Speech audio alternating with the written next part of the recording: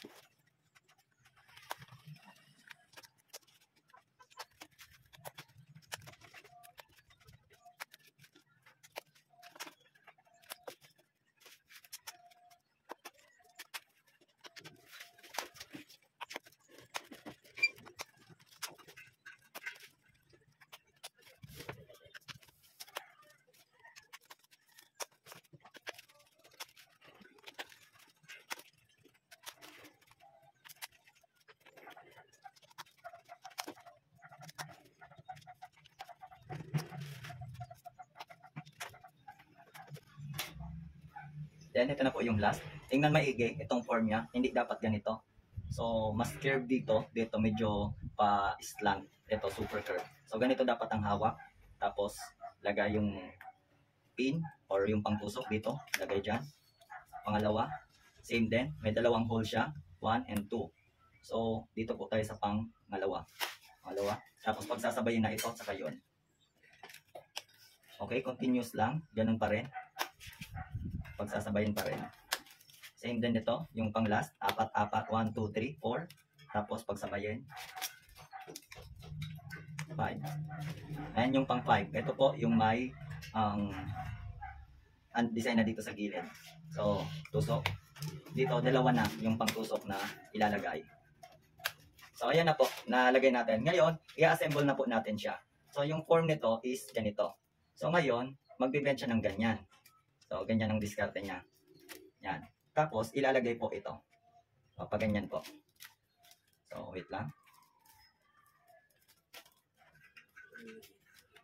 So, ganyan po. Ang magiging form niya.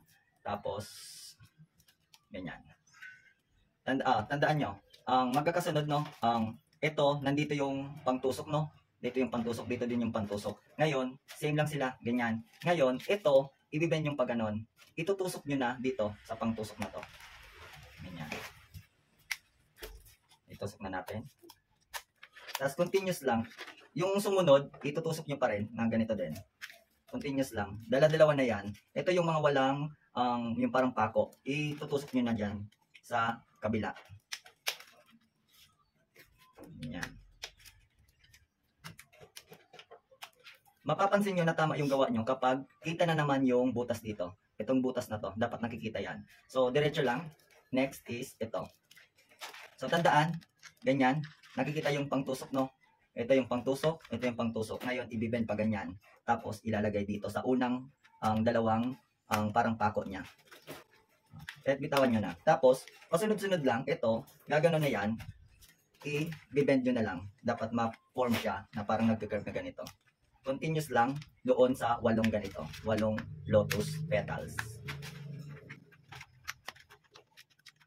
So, mapapansin nyo, nakikita po yung parang butas dito. Ibig sabihin, tama yung ginagawa nyo. Next, ganyan. Tingnan nyo po, ganyan. Tapos, ito yung i-bend. Ha? Yan, i-bend. Papunta dito.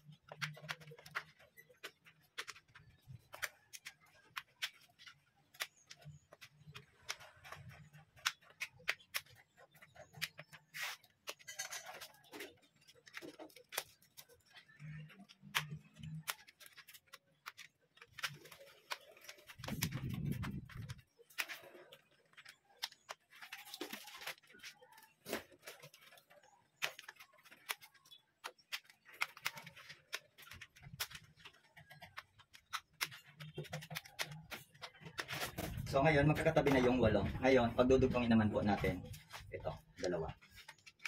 Ganun pa rin.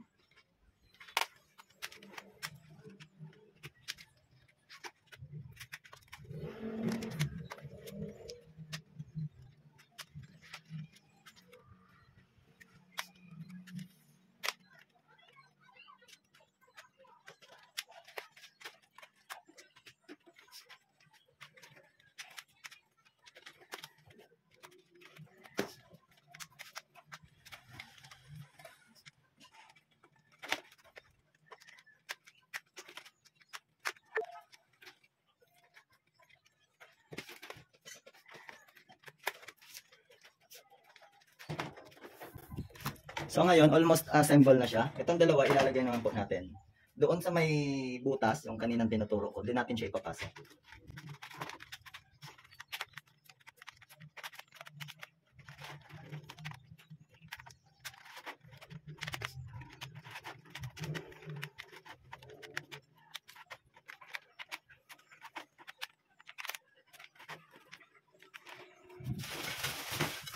Bago natin ilagay itong isa pa, lagyan na po muna natin ng receptacle.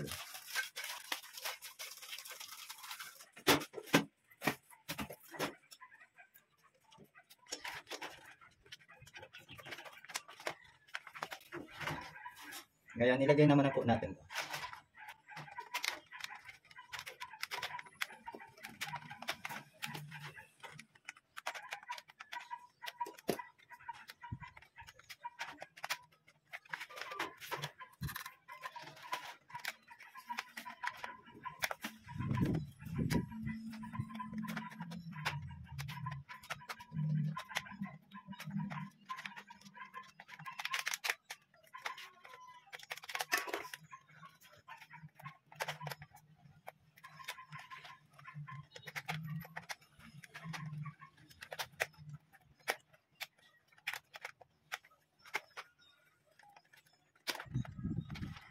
So, ayan po, finish na po ang ating lotus na chandelier.